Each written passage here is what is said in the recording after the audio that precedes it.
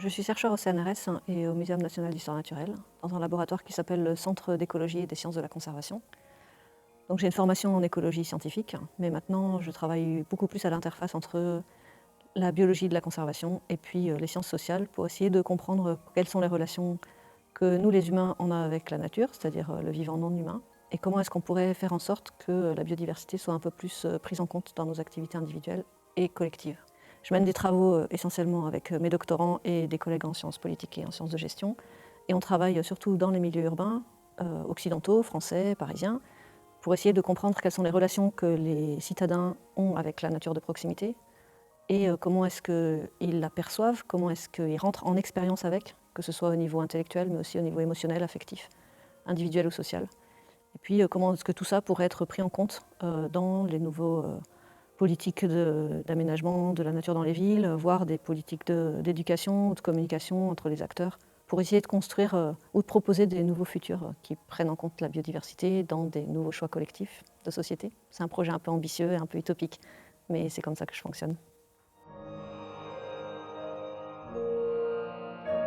La biologie de la conservation, elle étudie le fonctionnement de la biodiversité, donc à partir de l'écologie, les impacts que les activités humaines ont sur ce fonctionnement et comment est-ce qu'on pourrait faire en sorte que cette biodiversité soit mieux protégée, entre guillemets. Donc ça, c'est la discipline scientifique. Et la conservation de la nature peut s'articuler en plusieurs objectifs qui ne sont pas contradictoires et qui peuvent être plutôt vus de façon complémentaire. On peut les appeler les objectifs des 4 R. Donc le premier, c'est la mise en réserve. Donc on sanctuarise certains espaces qui vont être dédiés à la biodiversité et à sa dynamique, et dans lesquels certaines activités humaines et celles qui ont le plus d'impact négatif sont fortement limitées. Donc c'est les cœurs de parcs nationaux, par exemple, des choses comme ça. Dans ces espaces ou dans des espaces à côté, on met en place des stratégies de restauration, donc c'est le deuxième R, où là, des habitats qui sont un peu dégradés par les activités humaines sont restaurés, donc comme on restaure des berges de rivières, des mares, des milieux, quels qu'ils soient, et souvent d'ailleurs, une fois qu'ils sont restaurés, on les met en statut de protection, donc en réserve.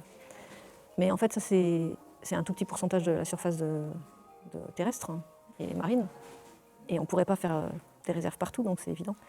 Et donc dans les espaces communs et un peu ordinaires, c'est un écologue qui s'appelle Michael Rosenzweig, il avait proposé l'écologie de la réconciliation, donc qui en fait propose de faire en sorte, de proposer des outils d'aménagement qui permettent à la fois de permettre des activités humaines, mais en même temps de protéger la biodiversité. Donc souvent en séparant à une échelle plus fine des espaces pour la biodiversité et pour les activités humaines, ou en mettant des nichoirs à oiseaux sur les bâtiments, ou en laissant pousser par exemple les plantes spontanées sur les trottoirs des villes, ou des choses comme ça.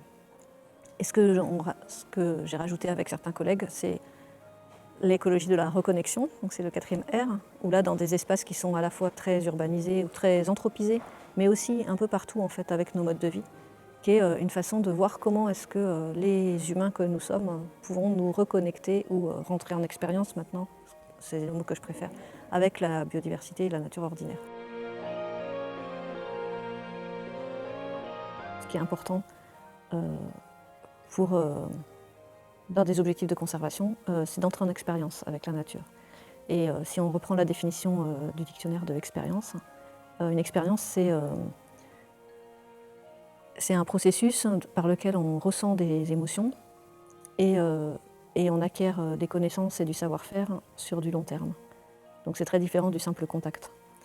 Et donc une expérience de nature peut se faire quand on vit à proximité d'elle et qu'on est en contact, mais qu'on fait un effort, qu'on fait exprès en fait d'entrer en expérience.